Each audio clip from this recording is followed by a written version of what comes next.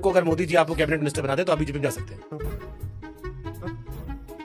अगर नरेंद्र मोदी जी कल मुझे कहते हैं कि यार मैं पद छोड़ रहा हूं, तुम प्राइम मिनिस्टर की शपथ ले लो, ये वाला थोड़ा चाहता, ये वाला थोड़ा चाहता। अरे ज्यादा की बात ही नहीं है। फिर एक फोटो वायरल सिसोदिया जी के साथ आप ऐसे खड़े थे और अवध जी भी जो कहते थे कि यार शेर आदमी होना चाहिए, ओके भैया पार्टी फैसला करेगी, पार्टी लाइन डिसाइड करेगी। शेर का काम है दहाड़ना, हाँ। लेकिन जंगल में। तो जो लौंडे कह रहे हैं कि अवध ओझा जी स्कूल में टीचर को पेल दिए थे, वो आप पिंजरे शेर हो गए, ये सही कह रहे हैं? आप क्या चाहते हैं कि हम अकबर की तरह मुकुट टुकुट लगा के तलवार लेके जाए? खान सर या विकास दिव्य कीर्ति सर, ज्यादा बढ़िया टीचर कौन है? मिर्जापुर या गैक्सो वासे? गद्दी पे हम रहे हैं, मंदा नियम से सर हिस्ट्री टीचर है, लेकिन उस सेक्स से बहुत बात करते क्योंकि जब आप यूरोप में टहलोगे तो वहां कहीं दीवार पे नहीं लिखा है निराश पुरुष मिले। हैं। सबसे वियर्ड रूमर क्या सुना अवध ओझा जी ने अपने बारे में? वही कच्चा वाला। कच्चे में आता था। यस। अगर अवध ओझा जी चुनाव हार गए या चुनाव नहीं लड़ने पाए तो आम आदमी पार्टी बने रहेंगे? बिल्कुल बने रहेंगे। यस या no? Yes yes. Modi ji या केजरीवाल जी ज्यादा पॉपुलर कौन है? आप जय श्री राम मित्रों, इस इंटरव्यू में शुभांकर मिश्रा जी ने अवध ओझा का इंटरव्यू लिया, जिसमें अवध ओझा जी से ऐसे ऐसे तगड़े सवाल पूछे जिससे अवध ओझा की बोलती बंद हो गई। इसमें पूछा गया कि क्या अगर आपको कल को मोदी जी कैबिनेट मिनिस्टर बनाते हैं तो क्या आप आम आदमी पार्टी छोड़ करके बीजेपी ज्वाइन हो जाएंगे। और उनसे ये पूछा गया कि आप इतने अच्छे टीचर थे, आपकी इतनी ज़्यादा इज्जत थी, आप ये सब छोड़ करके पॉलिटिक्स में क्यों आ गए, और पॉलिटिक्स में भी आए तो आम आदमी पार्टी केजरीवाल को क्यों चुने। उनसे ये पूछा गया कि सबसे देश का अच्छा प्रधानमंत्री कौन है, और ये पूछा गया कि योगी और अखिलेश यादव में सबसे अच्छा कौन है। ये सब ऐसे ऐसे सवाल पूछे गए जो कि देखना काफ़ी इंटरेस्टिंग होगा, क्योंकि उन्होंने ऐसा ऐसा जवाब ही दिया है। तो आइए हमारे साथ इस इंटरव्यू को पूरा देखते हैं। तो जो लौंडे कह रहे हैं कि अवध ओझा जी स्कूल में टीचर को पेल दिए थे, वो आप पिंजरे शेर हो गए, ये सही कह रहे हैं? एक गाना बड़ा प्यारा है, कुछ तो लोग कहेंगे, लोगों का काम है कहना। तो अब अगर आदमी कहेगा नहीं तो जिएगा कैसे? तो अवध ओझा के प्रति जो भी कहा जाएगा सबका स्वागत है। अवध ओझा आप सेवक बन गए। अरे बन ही गए, किरदार तो बदल ही गया। मतलब आप क्या चाहते हैं कि हम अकबर की तरह मुकुट टुकुट लगा के तलवार लेके जाएं? नहीं, हम इस देश में ऐसे भी नेता देखे हैं जो वोट मांगने तक नहीं जाते, कहते देना दो, नहीं देना मत दो। कौन नेता कह रहा है? बहुत नेता ऐसे हैं जो चढ़ के रहते हैं कि हम चला के नहीं जाएंगे। एक एग्जांपल हमने राजा भैया सुना है। अरे राजा भैया बेचारे क्या बात है, इतने जबरदस्त आदमी है कि ठीक है, कहीं कि उनका मन नहीं करता, उनके पिताजी का था, जलवा हम सुनते थे उस इलाके में जाइए कि लोग अपने आप वोट देने आते हैं। 1960-70 की दशक की बात है, तब लोगों को पता नहीं होता था वोट क्या होता है। आज की डेट में सब राजा महाराजा खत्म हो चुके हैं, आज कोई भी राजा महाराजा नहीं है। अगर राजा महाराजाओं का दौर होता तो नरेंद्र मोदी जैसे लोग प्रधानमंत्री कभी बन ही नहीं पाते, फिर ये सारे राजा महाराजा बूथ कैप्चर कर लेते। भाई वोट मांगने जाना ही नहीं है। आज जनता की कीमत 2024 में इतना बढ़ गई है, इतना कि लोगों को घरों में लोगों के जाके सोना पड़ रहा है, खाना पड़ रहा है, वीडियो वायरल्स हो रहे हैं, बड़े बड़े राष्ट्रीय स्तर के नेता पता लगा किसी मजदूर के घर में रुके हुए खाना खा रहे हैं। यह है बदलता हुआ भारत, यह हुआ बदलता हुआ परिदृश्य। पॉलिटिक्स में क्या है अवध ओझा?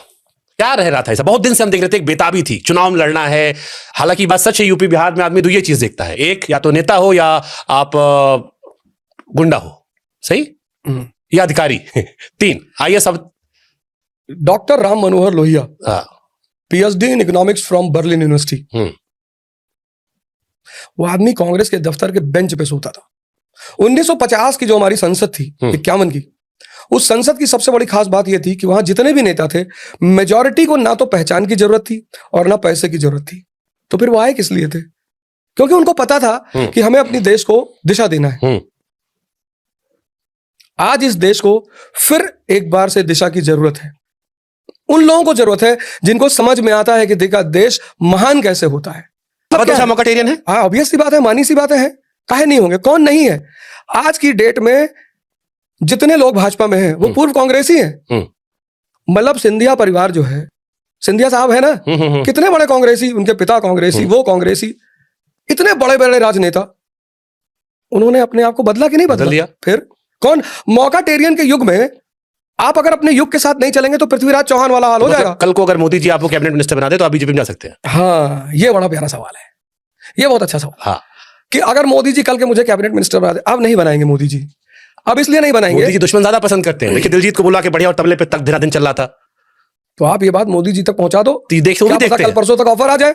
अब मोदी जी कुछ भी कर ले, या कोई कुछ भी कर ले, क्योंकि जब मुझे मंच की तलाश थी, जब मैं लोगों को अप्रोच कर रहा था, तब किसी ने मुझे पूछा नहीं, जवाब नहीं दिया। मुझसे कहा ठीक है प्रयागराज की सीट आपको दे देंगे, फिर कहा कैसरगंज से लड़ाएंगे आपको, कहा ना।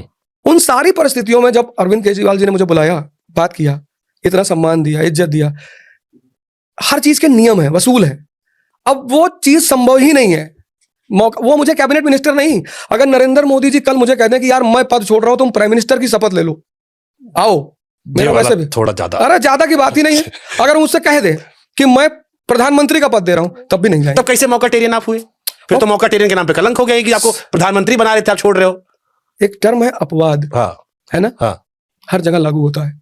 ऐसा कोई चीज ही नहीं है जो फुल फ्लेजेड निर्वात हो। वैक्यूम, फुल फ्लेजेड वैक्यूम कहीं नहीं होता, तो इसलिए हम एक टर्म लेके चलते हैं अपवाद। तो मतलब आजीवन आप कहीं रहोगे?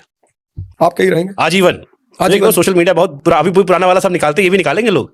हाँ हाँ हाँ, बिल्कुल निकालेंगे। 2034 में केजरीवाल जी देश के उच्चतम पद पे बैठे ना हो कि हम आपके हैं कौन? अरे नहीं, कोई मतलब ही नहीं, आने वाला समय केजरीवाल जी का, ये कोई है ही नहीं सामने। अगर अवध ओझा जीत गए, दिल्ली की शिक्षा में क्या बदल देंगे?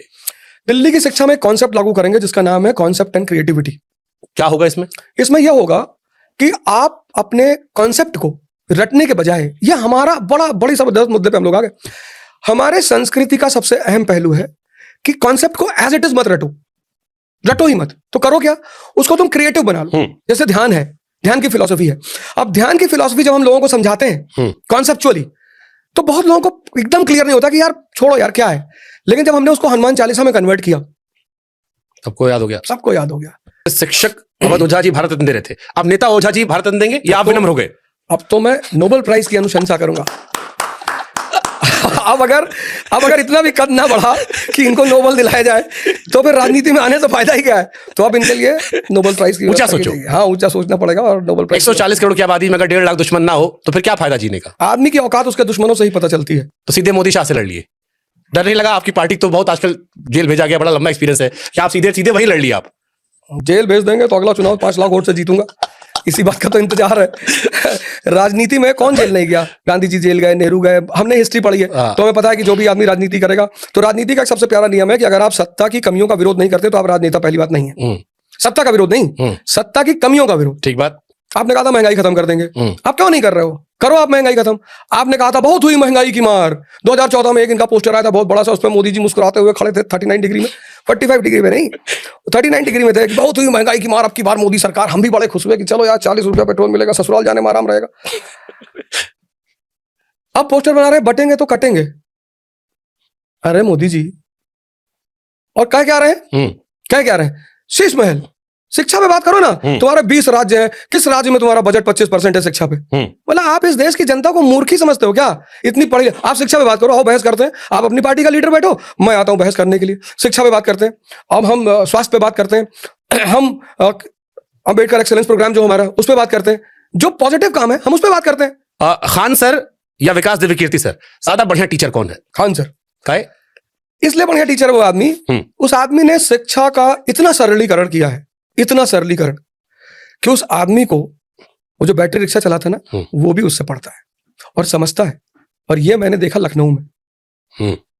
लखनऊ में एक बैटरी रिक्शा चालक खान सर की क्लास बैठ के पढ़ रहा था। मोदी जी और इंदिरा जी में देश या हिस्ट्री किसे बड़े प्रधानमंत्री के तौर पर याद रखेगी? मोदी जी का तो अभी एनालिसिस होना बाकी है, लेकिन इंदिरा गांधी जी की तो एनालिसिस हो ही चुकी है। द ऑटम ऑफ आपकी नजर में कौन ज्यादा बेहतर है? मैं वो नहीं पूछ रहा हूं कौन ज्यादा टाइट शासक है, बेहतर प्रधानमंत्री आप किसे मानते हो दोनों में? मैं इंदिरा जी को बहुत सारे मुद्दों में बहुत बेहतर मानता हूँ। कांड का जिक्र हुआ है, मिर्जापुर या गैंगस्टर वासेपुर? मिर्जापुर एक बड़ी प्यारी कहानी है। मोदी जी और केजरीवाल जी ज्यादा पॉपुलर कौन है? केजरीवाल जी ज्यादा पॉपुलर है। एक बार मुस्कुराहट दिखाई तो। अरे मुस्कुराहट वाली क्या कह रहे हैं, लॉजिक क्या है इसके पीछे?